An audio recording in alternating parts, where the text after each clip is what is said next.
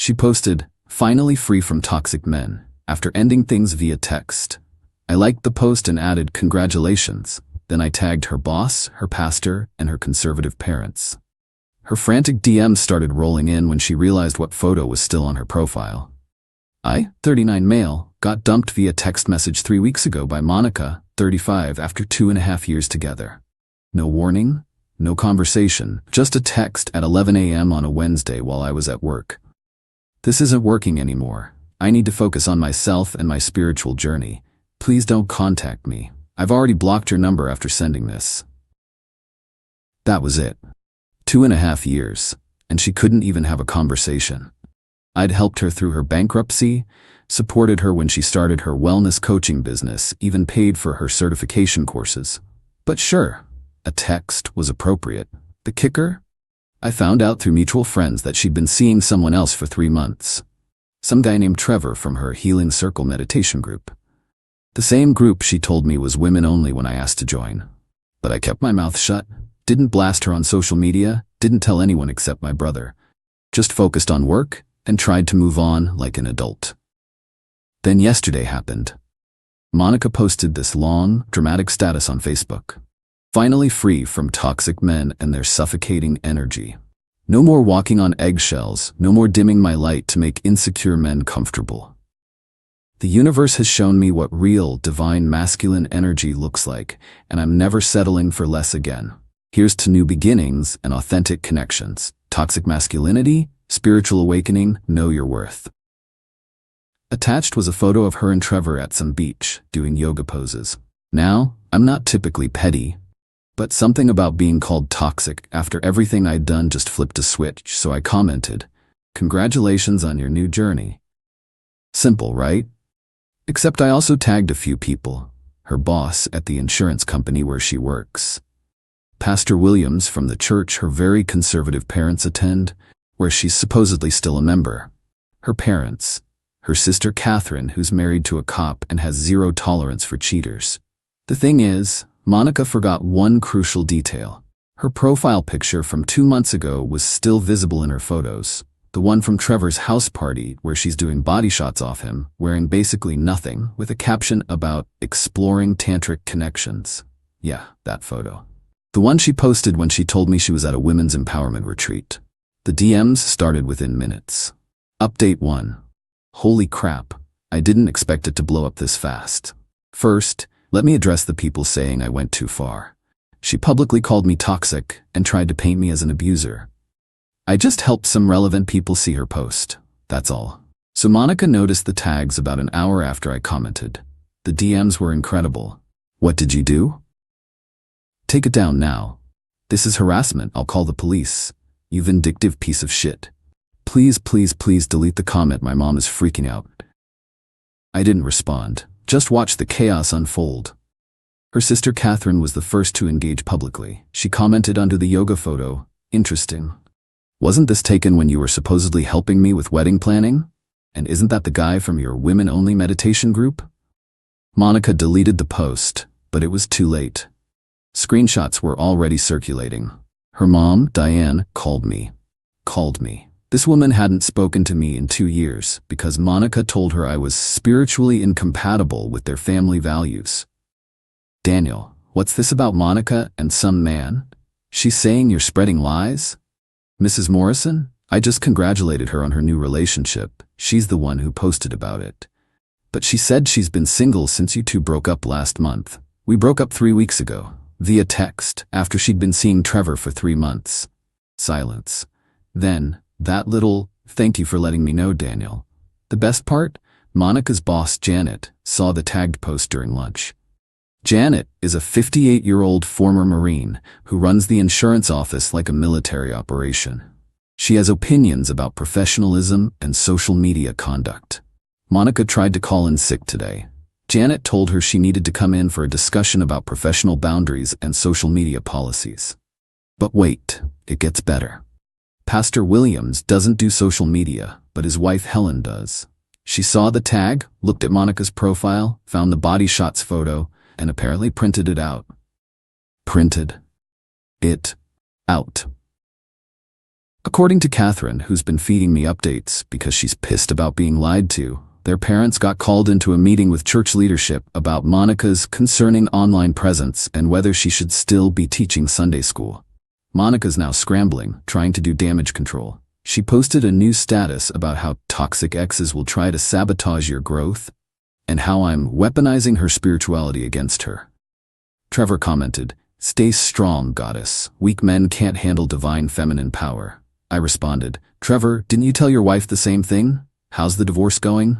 "Yeah, I did my research. Dude's still married." Monica deleted that post too. Update 2. The entitlement has reached astronomical levels. Monica showed up at my apartment yesterday at 7 a.m., not to apologize, oh no, to demand that I fix this situation.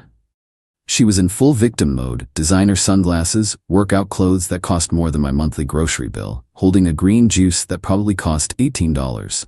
"You've ruined my life," she screeched. "I commented on your post, that's all. You knew what would happen. My parents are threatening to cut me off. The church wants me to attend purity counseling." "Purity counseling, Daniel?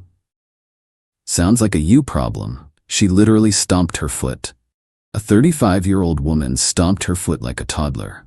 "You have to tell them it's all a misunderstanding. Tell them Trevor and I are just friends. Tell them you edited that photo." "The photo you posted? From 2 months ago, when we were still together?" Her face went red. That's not the point. The point is you're destroying my reputation out of jealousy." "Monica, you called me toxic, publicly, after cheating on me for months. I never said your name. No one would have known it was about you. The woman who posted couple photos of us for 2 years thinks no one would know her toxic ex post was about me. The delusion. Fix this, or I'll sue you for defamation," she threatened. "Good luck with that. I'd love to show a judge the timeline of your posts and when you started screwing Trevor." She threw her $18 juice at my door and stormed off. My neighbor, Mrs. Chen, 82 years old, zero filter, was watching from her doorway. "That the cheater?" she asked. "Yeah. Good riddance. She seemed high maintenance anyway." Later that day I got a call from Trevor. "Trevor, bro, we need to talk." "We really don't. Look, what happened between Monica and me is between us. You dragging my wife into this is messed up." "I didn't contact your wife, Trevor. Your public profile did that." "You commented about my divorce. Public information. Your wife filed 2 months ago. Adultery, right?" He hung up, but the peak entitlement came from Monica's mom, Diane. She called demanding I attend a family meeting to resolve this situation properly. "Daniel, you're being unnecessarily vindictive. Monica made a mistake, but airing family business publicly is unacceptable." "With all due respect, Mrs. Morrison, Monica aired it publicly first. I just made sure the right people saw it. You've humiliated our entire family. What will people at church think?" "Maybe they'll think you raised a cheater who lies to everyone," she gasped. "How dare you?" "How dare I what? Tell the truth. We welcomed you into our home.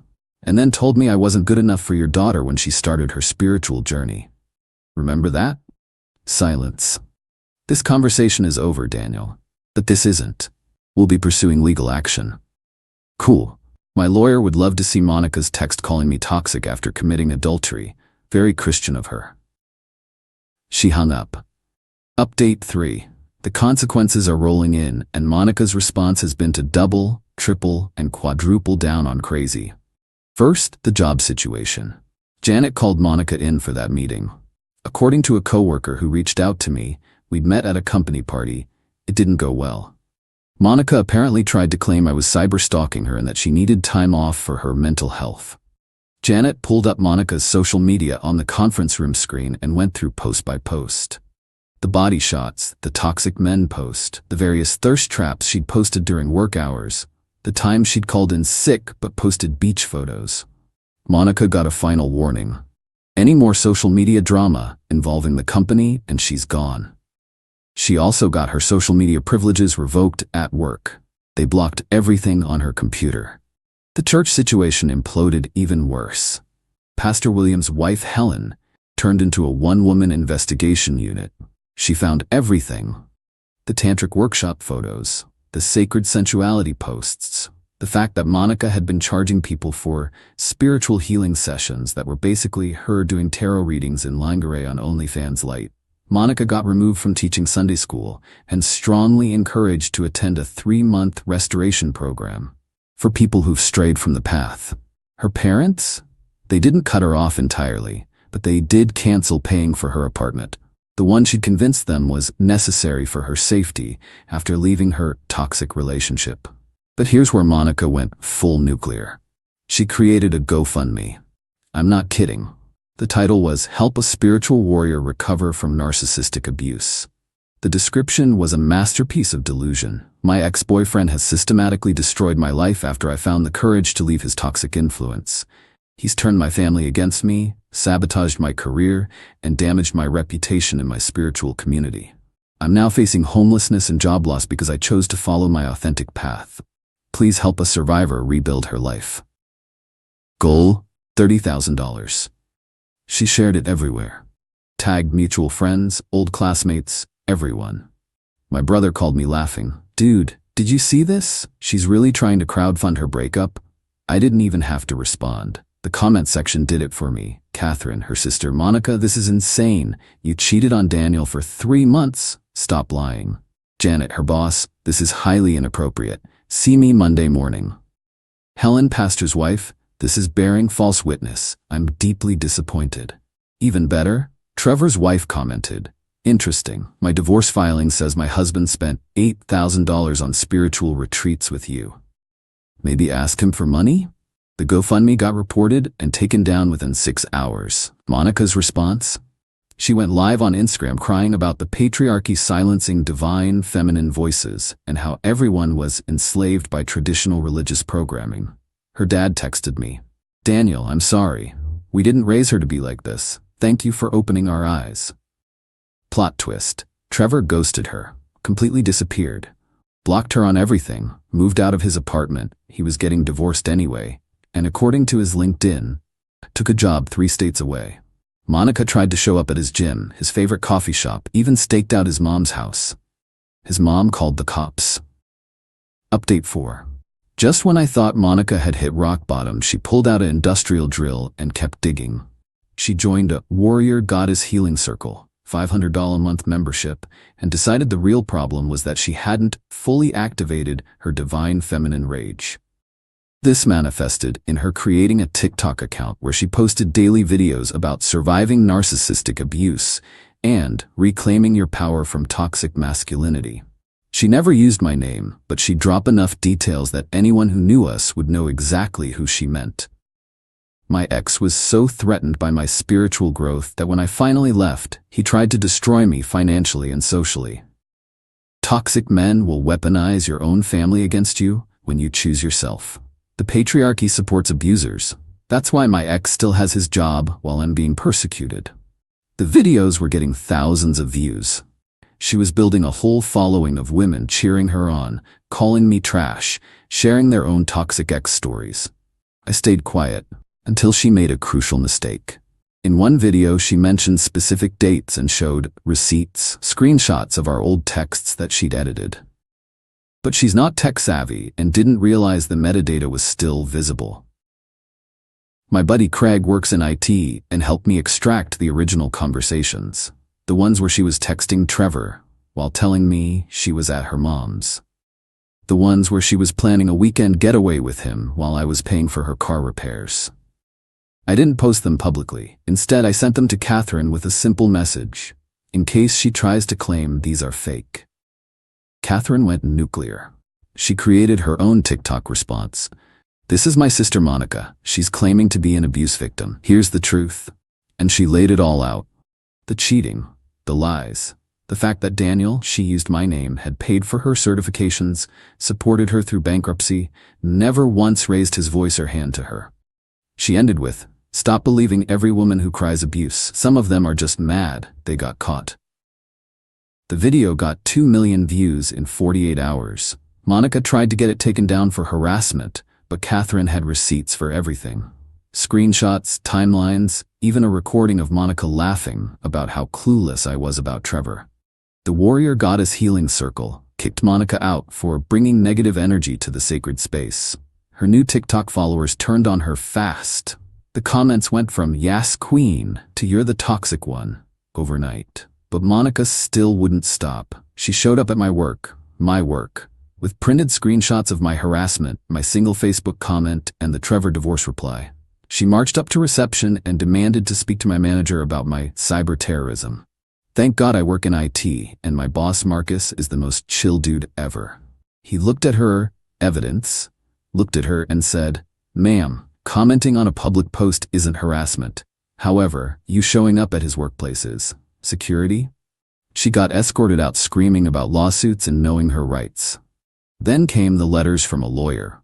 Not a real lawyer, some guy she found on Craigslist who said he was a legal consultant. He sent this terribly written cease and desist that included gems like, "My client has suffered egregious emotional damages to the sum of precisely $50,000. You must immediately cease all defamatory actions, including but not limited to existing. Failure to comply will result in legal ramifications of the highest order of magnitude." My actual lawyer friend looked at it and said, "This might be the dumbest thing I've ever read, frame it." So I did.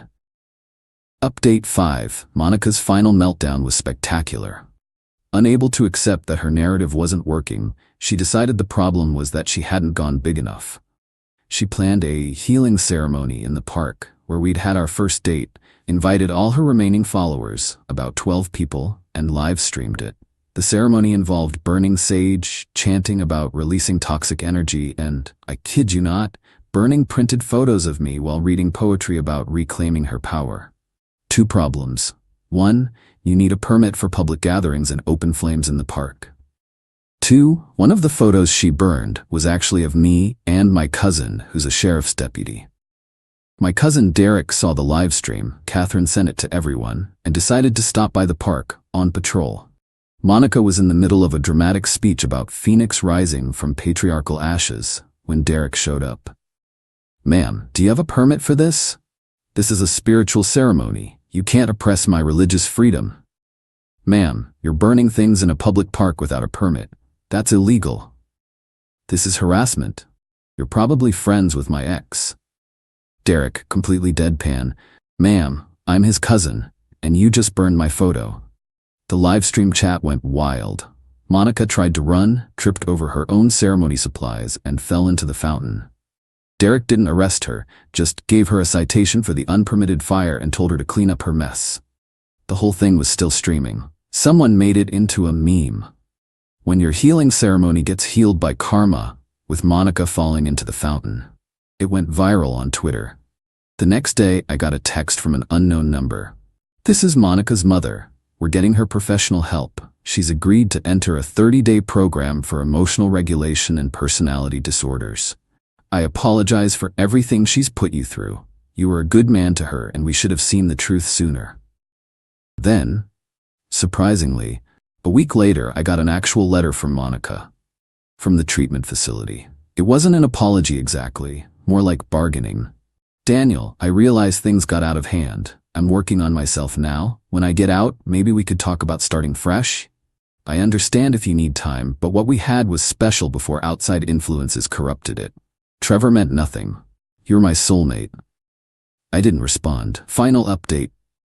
Monica got out of treatment 2 weeks ago. From what I hear through the grapevine, she's living with her parents, working part-time at her uncle's accounting firm. Janet fired her after the workplace incident and is banned from all social media as part of her recovery plan. Catherine told me Monica asked about me once. "How's Daniel? Does he ever ask about me?" "No," Catherine said. "He's dating someone new." Which is true. I met Amy at the gym. She's a veterinarian, loves hiking, has never once used the phrase divine feminine energy, and thinks the whole Monica saga is hilarious. "Wait, she burned your photos in public?" Amy laughed so hard she snorted. "And it's on the internet forever?" "Yep. My cousin has it saved for every future family gathering." The funny thing is, I don't even hate Monica anymore. She gave me the gift of showing me exactly what I don't want in a partner. The victim complex, the entitlement, the inability to take responsibility, all red flags I'll never ignore again. Last week, I saw Monica at the grocery store. She was with her mom, wearing normal clothes, not her usual spiritual warrior getup, and looked deflated. We made eye contact. She started walking toward me, but her mom grabbed her arm and steered her away. But not before I heard, "Monica, no, that's part of your agreement, no contact." "But Mom, I just want to." "No, you've done enough damage." I finished shopping, and when I was loading my car, I found a note under my windshield wiper. "I'm sorry, M." I threw it away and drove home to Amy, who was making dinner and dancing badly to 80s music in my kitchen. "How was shopping?" she asked. "Got everything on the list." "My hero." "Oh, your mom called. She wants to know if we're coming to Easter dinner." "Yeah, we'll be there." Normal, drama-free. Exactly what I wanted. Looking back, that one Facebook comment started an avalanche I couldn't have predicted. But here's the thing. I didn't create Monica's problems. I just made sure the people she was lying to could see the truth. She built her house of cards on toxic man narrative while cheating, lying, and manipulating everyone around her. All I did was open a window and let the wind in. To everyone saying I went too far, she tried to destroy my reputation to cover her own cheating. She called me toxic and painted herself as a victim while she was sleeping with a married man. She tried to get me fired, sued, and socially destroyed. All I did was tag some people in her own post, play stupid games, win stupid prizes. And Monica? If you're reading this somehow, Trevor's wife just had their baby. Yeah, she was pregnant when you were doing tantric workshops with her husband. Hope your spiritual journey was worth it. Peace out, Reddit. I'm going hiking with my girlfriend who doesn't think trees have chakras. Edit. To everyone asking, yes, the fountain video is still online. No, I won't link it. But if you search spiritual ceremony fountain karma, it's the first result. You're welcome.